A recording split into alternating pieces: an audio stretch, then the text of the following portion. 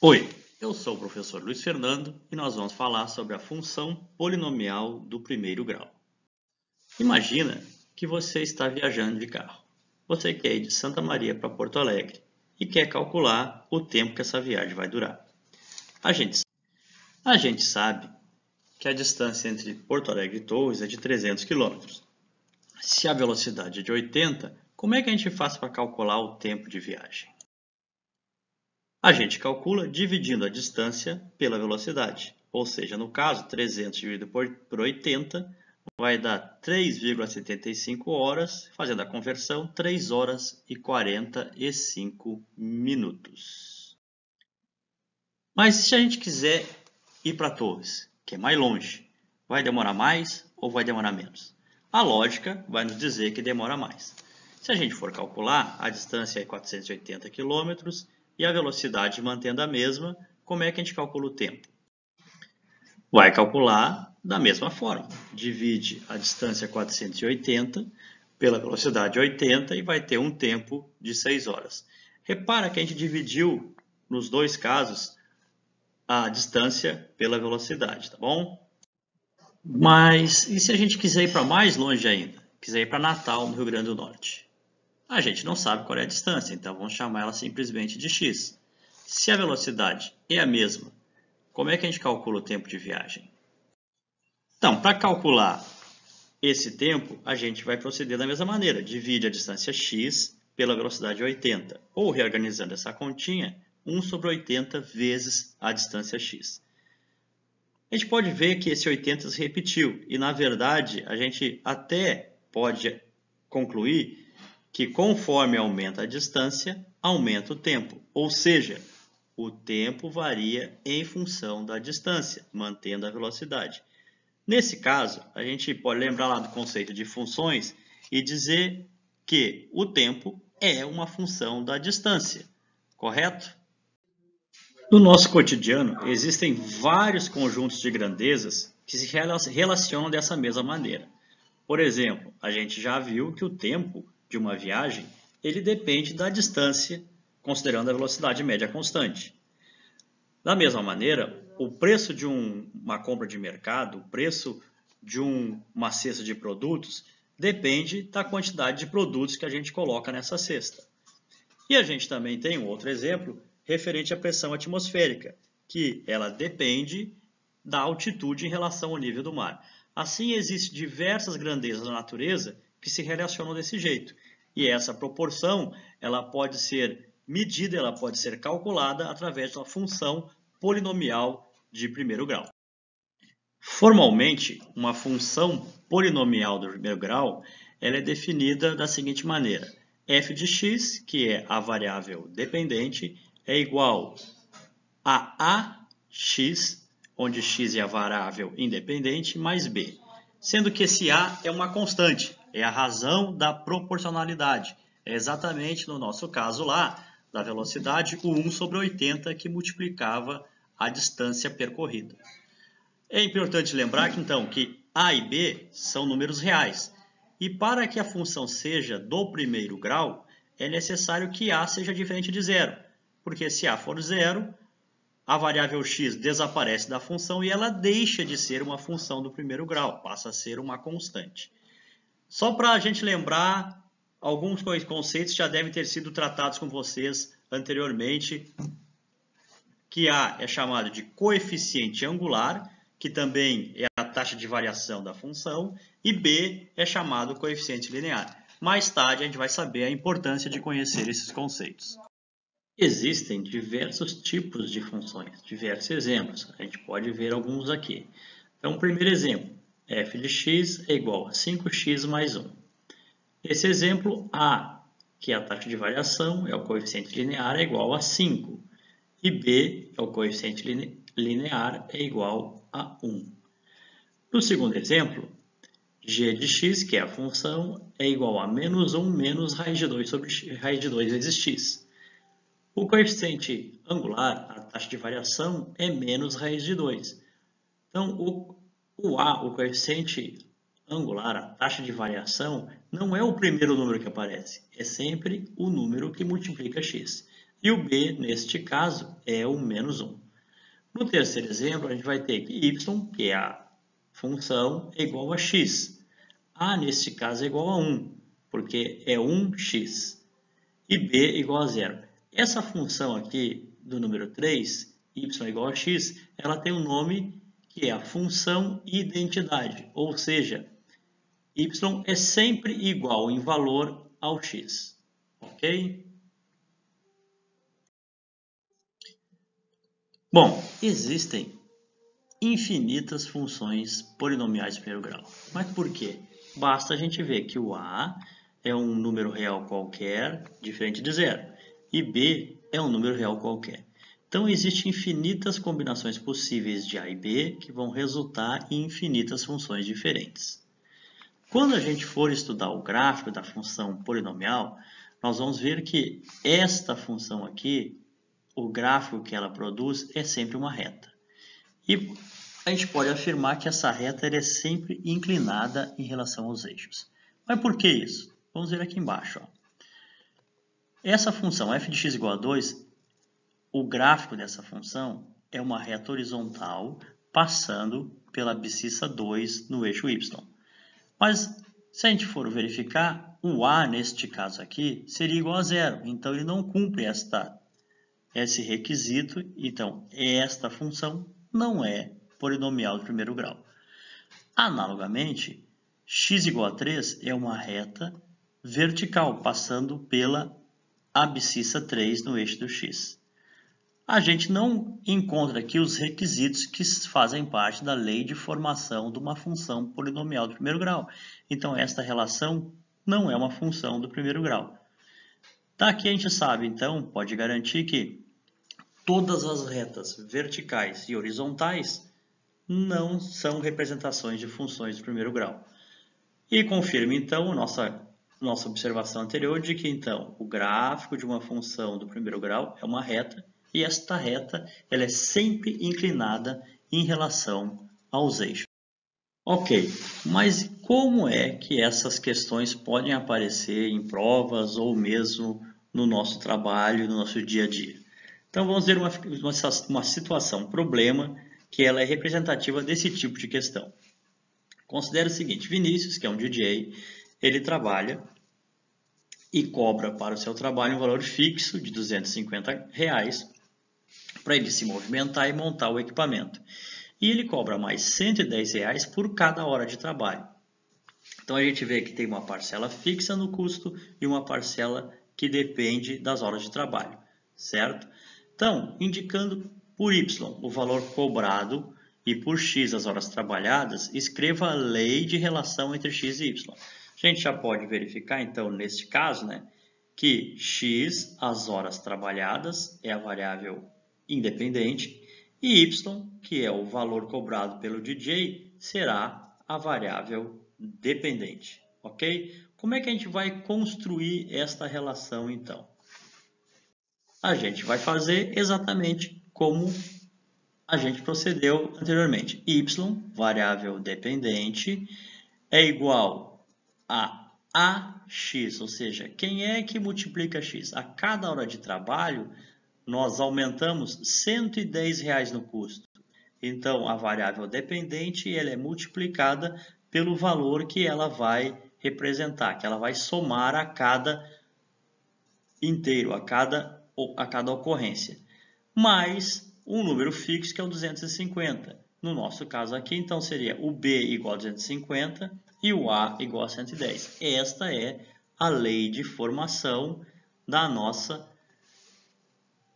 função y e x. Ok, então vamos para a próxima pergunta. Essa lei de formação é uma função polinomial do primeiro grau? Justifique.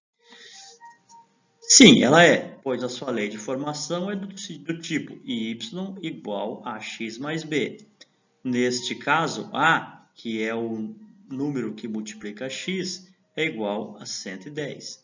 E b, que é o valor constante, o valor que não depende de x, é igual a 250. Então, certamente, esta função é uma função polinomial do primeiro grau.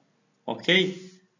Mas, uma vez que a gente construiu a função, como é que a gente vai calcular quanto é o valor que o Vinícius cobra? Então, vamos lá, é a terceira questão que normalmente cai em concursos, cai em provas. Sabendo que Vinícius recebeu R$ 635 pelo trabalho, calcule quantas horas ele trabalhou. Esse 635, ele é o valor recebido, então ele é o que? Ele corresponde ao y, ou seja, a variável dependente, é o que resultou da soma de tudo que ele fez, certo? Neste caso, então, y é igual a 635, que é igual à lei de formação, 250 mais 110x. Fazendo, então, isolando a variável dos números inteiros, dos números que não dependem de x, a gente vai chegar nessa situação. 385 é igual a 110x. Passando o 110 dividindo, a gente vai chegar aqui x igual a 3 horas e meia. Então, quando ele trabalha 3 horas e meia, ele recebe R$ 635. Como é que a gente sabe disso? Bom, se a gente substituir, né, o 3,5 aqui pelo x e somar com 250, a gente vai chegar exatamente no 635. Bom, conforme então foi comentado anteriormente, a função polinomial, o gráfico dela é exatamente uma reta. Mas como é que a gente constrói então essa reta? Existem várias maneiras. Uma delas, que é, vamos dizer assim, a mais comum, a mais lógica, a primeira delas, é a construção por pontos. Como é que a gente faz isso? Basicamente, a gente atribui valores ao x, que é a variável independente, que a gente pode colocar qualquer valor, desde que ele seja possível, e a gente calcula através da lei de formação o valor de y. Normalmente, quando a gente faz isso, a gente cria uma tabela. Então, já tem aqui uma tabela com os valores de x. Quando x é igual a menos 1, substituindo na lei de formação, a gente vai ter 2 vezes menos 1, a ordenada será menos 3. Então, a gente vai ter vários pares ordenados, x e y. Então, x menos 1 equivale ao y menos 3. Da mesma maneira, se a gente substituir x por 0, a gente vai cortar aqui essa parte, vai sumir esse componente da relação e vai ficar y igual a menos 1. Menos 1.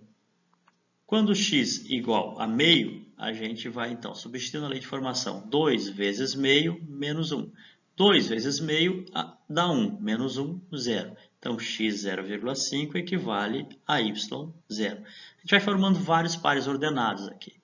Quando x é igual a 1,5, a gente substitui na lei de formação. 2 vezes 1,5, 3, menos 1, 2.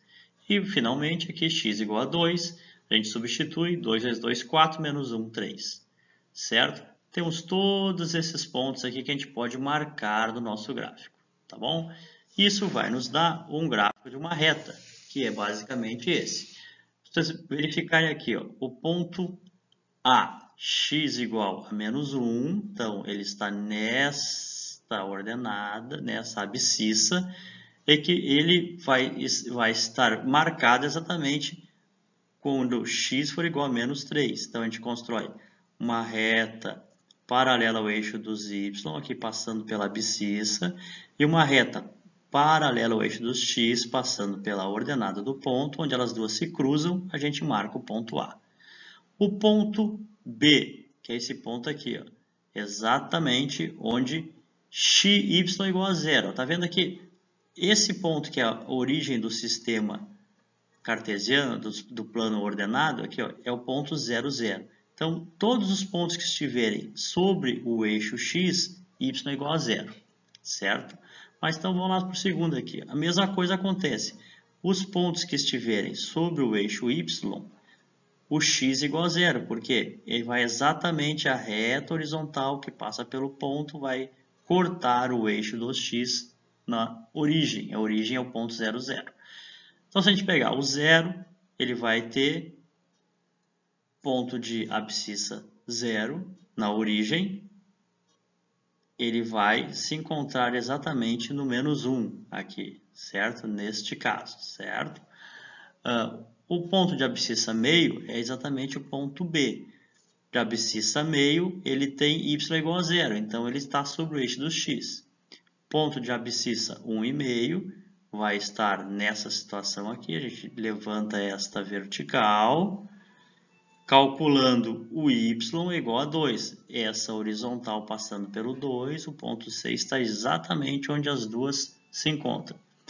E o ponto de abscissa 2 é esse ponto aqui, então levantamos essa vertical aqui, ele vai ser marcado exatamente onde encontrar a horizontal que passa pela ordenada 3, ponto D, exatamente aqui.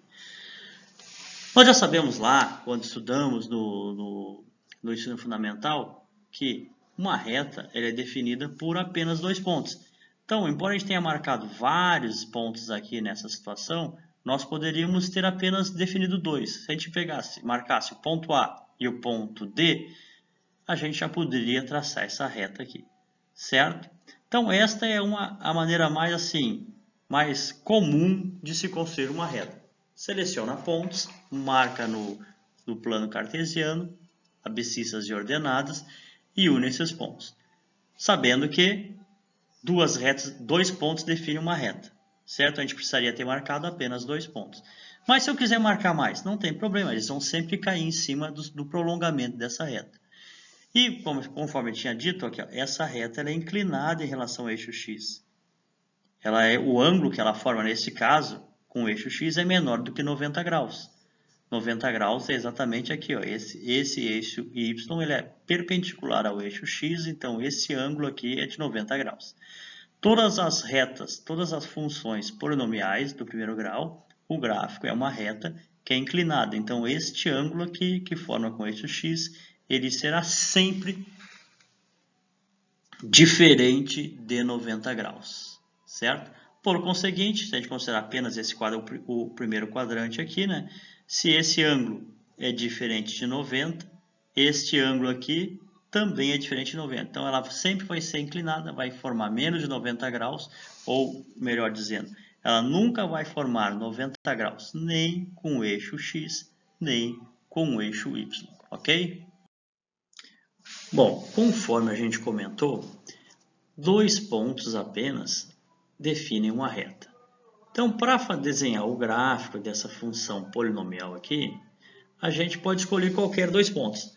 Se pode ser qualquer um, a gente pode escolher aqueles que a gente achar mais fácil. Normalmente, existem algumas opções lógicas. Por exemplo, um ponto que é muito fácil da gente achar e que pertence à reta é exatamente esse ponto P aqui, ó, que é o ponto onde a reta corta o eixo dos y.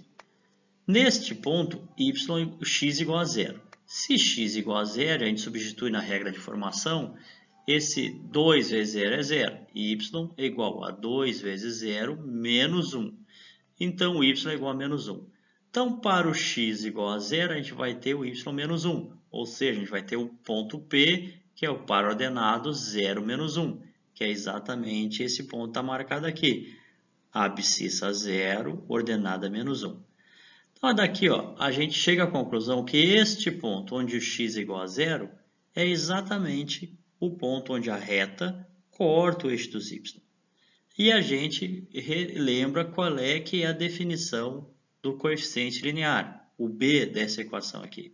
Então, ele é a ordenada do ponto onde a reta corta o eixo dos y. Neste ponto, y é igual a 0 e x é igual a b. Então, a gente tem certeza que o ponto 0 menos 1 pertence à reta. Ou seja, é um ponto fácil de localizar. Olhou para a equação da função polinomial. O ponto 0 menos 1, ou seja, o b, exatamente esta ordenada marcada no eixo y diretamente, é um ponto que obrigatoriamente vai pertencer à reta. Então é fácil marcar esse ponto, ele é bem fácil de achar. Só o ponto 0b, no caso aqui 0 menos 1. Achamos um ponto. Então para desenhar a reta, a gente só precisa marcar mais um, ok? Bom, analogamente, a gente pode escolher um outro ponto onde y é igual a zero. Se a gente olhar no gráfico, o ponto da reta onde y é igual a zero é exatamente o ponto onde a reta corta o eixo do x. Esse ponto é chamado raiz da função, porque é exatamente o valor de x que torna o valor da função igual a zero. Como é que a gente calcula isso? Se y é igual a zero, substitui na lei de formação, zero é igual a 2x menos 1. Isolando a variável, né? Então 2x igual a 1, passando 1 para o outro lado, 2x igual a 1. Agora o 2 está multiplicando, ele passa para o outro lado dividindo. Então x igual a 1 sobre 2, que é igual ao meio. Ou seja, no ponto onde o x é meio, o y vai ser zero. Então o ponto B do par ordenado 0,50 pertence à reta. Então eu já tenho dois pontos. Eu tenho esse ponto P, que eu marquei anteriormente, onde o x é igual a zero, e esse ponto B, onde o y é igual a zero. Esses dois pontos são dois pontos que são normalmente fáceis de achar e de marcar. Então a gente pode, em vez de selecionar pontos aleatórios pela reta, a gente selecionar exatamente esses dois pontos. Um ponto que a gente vai tirar da equação, já que é o ponto 0b, e o outro ponto que é a raiz da função, fazendo y igual a zero, certo? Tendo esses dois pontos, unindo eles dois, a gente traça a reta e executa o desenho mais rapidamente, certo? Bom, mas e se eu tiver o gráfico da reta, como é que eu vou obter a lei de formação dessa reta? Como é que eu vou conseguir obter os dois coeficientes? Ou seja, o coeficiente linear e o coeficiente angular, que a partir deles então eu construo a função. O coeficiente linear é fácil. O coeficiente linear é fácil, já que a gente sabe que ele é ordenado do ponto onde a reta corta o eixo y. Então a gente vai só olhar o gráfico, verificar onde ele cortou o eixo y. Cortou no ponto menos 1. Então, esse ponto 0 menos 1 pertence à reta e a ordenada dele é o b. Então, só olhando do gráfico, a gente já sabe que b é igual a menos 1. Então, o coeficiente linear desta reta é o menos 1. Falta, então, agora calcular o coeficiente angular, ou o a.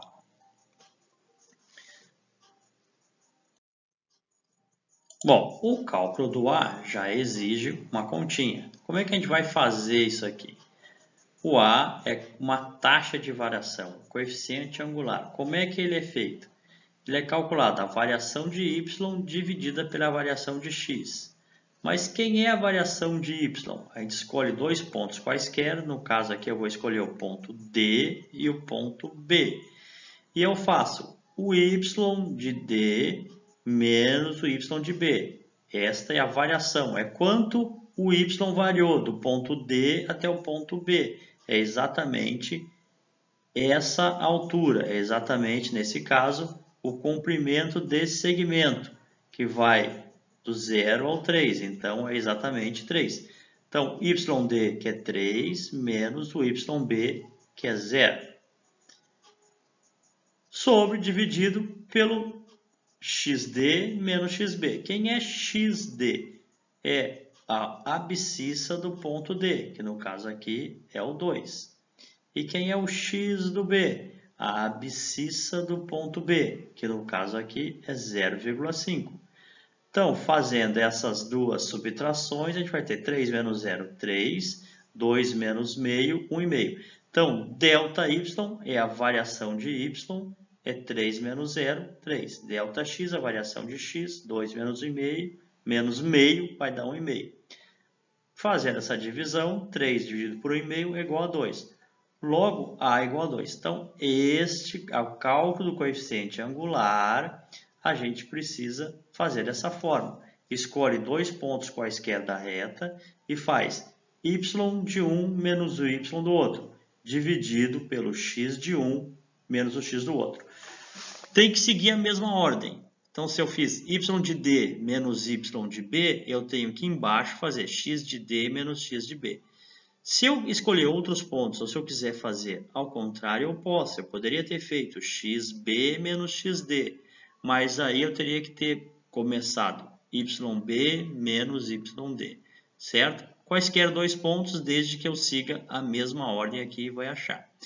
Então, eu calculei que o a é igual a 2. Portanto, esta função aqui, esta reta, ela é desenhada a partir dessa função, y igual a 2x menos 1, que é exatamente a função que nós tínhamos. Então, comprovou que a gente, a partir desta equação,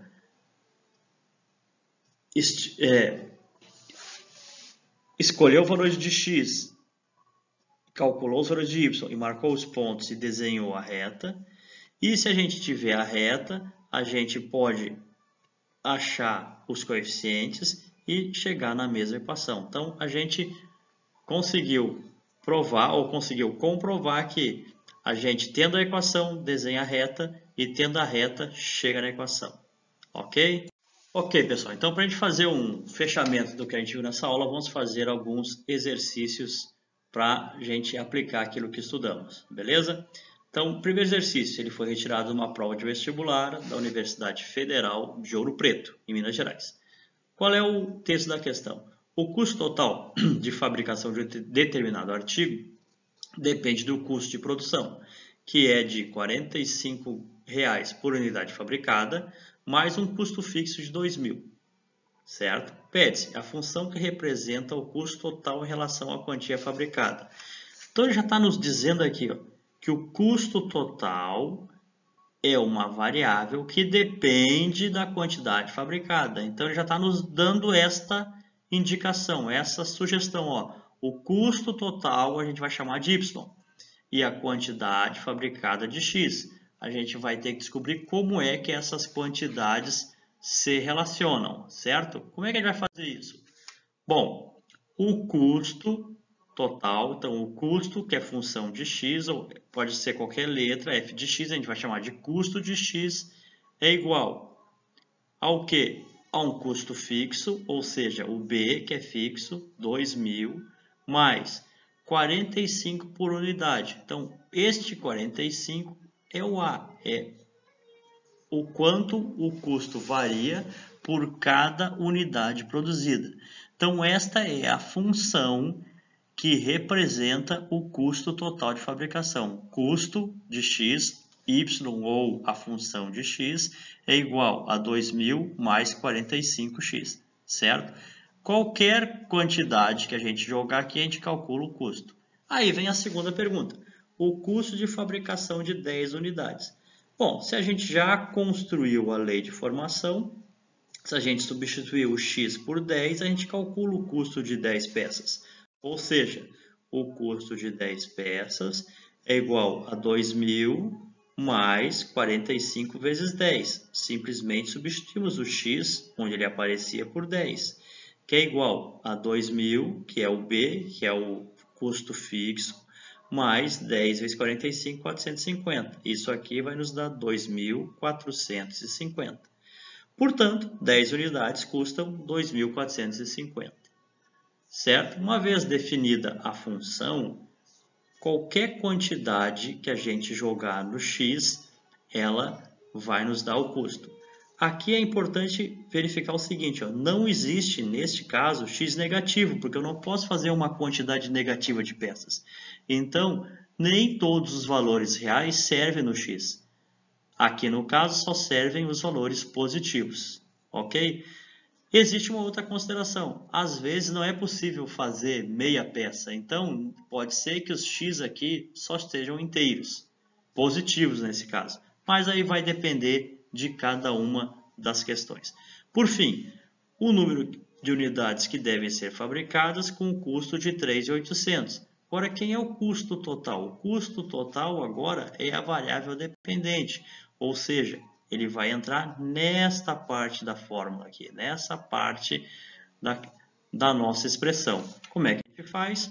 O custo total ele é sempre igual a 2.000 mais 45x. E a gente sabe que isso aqui a gente quer que seja 3.800. Ou seja, 45x é igual, passando o 2.000 para lá, né? 3.800 menos 2.000 é igual a 1.800. Passando 45 dividindo, então x igual a 40. Portanto, quando a gente fabricar 40 unidades, a gente vai ter o custo de 3.800. E esta é a resposta que a gente vai dar na última a linha da questão. Estas três respostas completam a questão. Então, ó, é preciso verificar. Nessas questões sempre vai ter um custo fixo, que se é fixo vai ser o B. Ele não depende do X. E um custo variável, que vai depender da quantidade que se fabrica, da distância que se viaja, da altura que a gente sobe. Então, este custo, este valor, ele vai ser o A da nossa função polinomial e ele vai estar multiplicando o x. Uma vez que a gente entendeu isso, a gente constrói a lei de formação. A lei de formação definida, a gente pode calcular o custo para qualquer quantidade. Ok? Beleza. Outro tipo de questão muito comum é aquela onde eles nos dão a função com algum tipo de pegadinha que a gente tem que saber o que a gente está procurando. Por exemplo, determine o valor de m, que é essa variável aqui, que a gente não sabe qual é que é, de modo que o gráfico da função f, dada por f de x igual a menos 2x mais 4m mais 5, cruze o eixo x no ponto de abscissa 3. Então, a gente tem que saber o que ele quer que a gente calcule.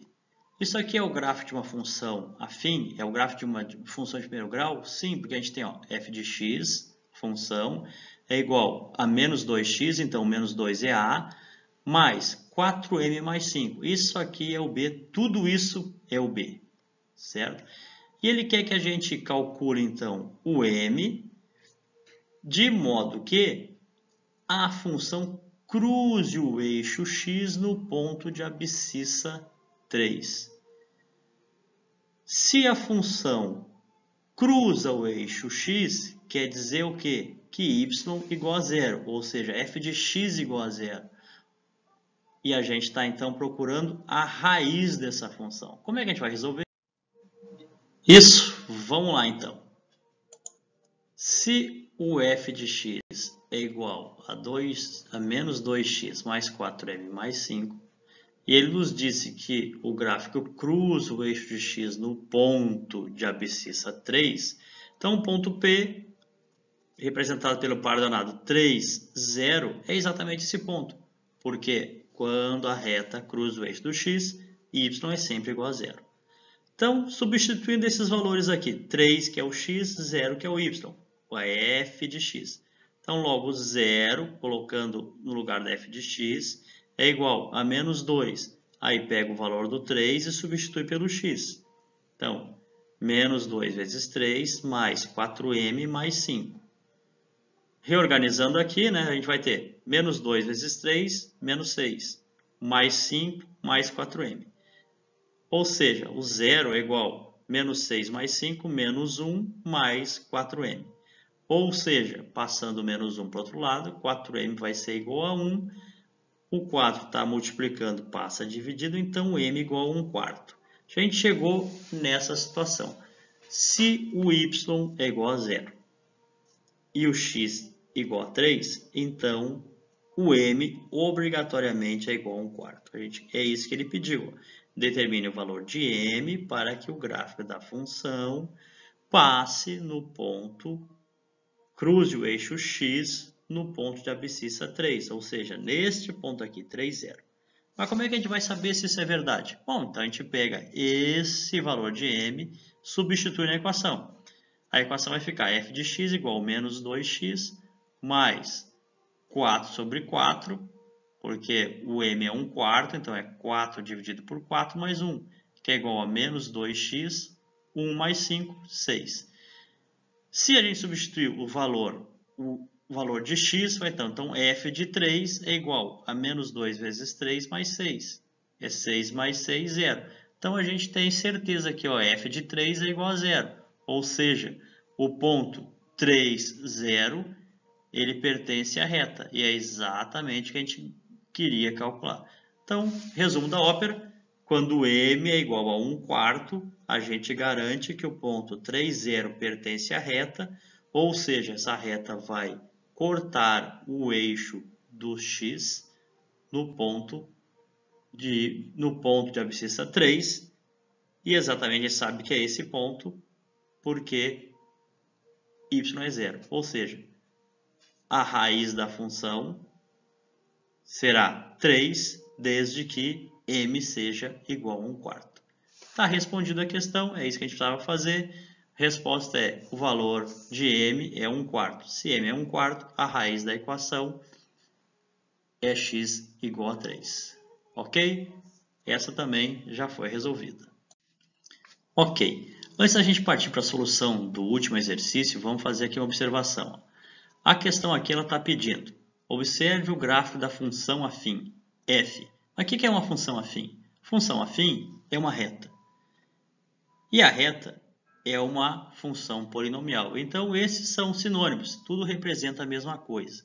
Então, se for pedido para obter a lei de formação da função afim, obter a lei de formação da função polinomial do primeiro grau, ou determinar ou obter, escrever a equação da reta, estão pedindo a mesma coisa, que é o quê? A lei de formação do tipo que a gente já conhece, tá bom?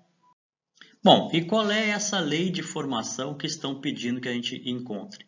É exatamente f de x é igual a x mais b. Toda reta, toda função polinomial, função afim, tem esta cara aqui. A gente tem que descobrir quem é A, quem é B, e a gente então já sabe qual é a equação da reta. Certo? Bom, o primeiro passo é o mais simples, coeficiente linear, que é o B. Como é que a gente vai descobrir ele se a gente só tem o gráfico? Simples. Da definição do B, ele é o quem? A ordenada do ponto em que a reta corta o eixo y. Então, é só vir acompanhando aqui o gráfico da retinha e, cortou o eixo y aqui no valor menos 2. Então, B é igual a menos 2. O que quer dizer? Que o ponto 0, menos 2 pertence à reta e exatamente a ordenada dele é o valor de B. Então, já descobrimos qual é o coeficiente linear. Isso é bem simples, é só então verificar aqui onde a reta cortou o eixo y. Beleza? Bom, para calcular o coeficiente angular, a gente tem que lembrar daquela fórmula, que é a taxa de variação. Como é que a gente calcula? Seleciona dois pontos quaisquer e faz a diferença entre as ordenadas dividido pela diferença entre as abscissas. Lembrando, podem ser quaisquer pontos, mas a diferença tem que ser na mesma ordem. No caso aqui a gente vai escolher então o ponto P, que é o ponto 0 menos 2, que a gente já trabalhou com ele aqui, e o ponto menos 4, 0, porque a gente está vendo aqui que a reta cruza o eixo x no ponto menos 4. Nesse ponto, a ordenada é 0, é a raiz da equação. Então, para calcular o A, é só fazer y2 menos y1. y2, 0, menos y1, menos 2. 0 menos menos 2 dá 2. E x2 menos x1. x2, que é o x do quê? Menos 4, menos 0. Então, dá menos 4. Portanto, o A é igual a 2 dividido por menos 4, que é igual a menos 0,5. Então, esse é o coeficiente angular. Aí é só montar a nossa equação. Então, nesse caso, a lei de formação da função f de x é igual a menos 0,5, x menos 2. Esse é o A e esse é o B. Mas e como é que eu sei se isso é verdade? Eu escolho um ponto qualquer, substituo e vejo se está certo. Por exemplo, vou pegar o ponto Q. F, qual é o x? Substituo f de x. X por menos 4, então f de menos 4 é igual a menos 0,5 vezes menos 4 menos 2. Menos 0,5 vezes menos 4, isso aqui vai nos dar menos 4 dividido por 2, 2. menos 2, 0. Então, quando x é igual a menos 4, y é igual a 0, pertence à equação, a gente garantiu que isso é verdade. Certo? Bom, aqui a gente encerra a nossa aula. Muito obrigado e espero que vocês tenham aproveitado. Até mais, um abraço.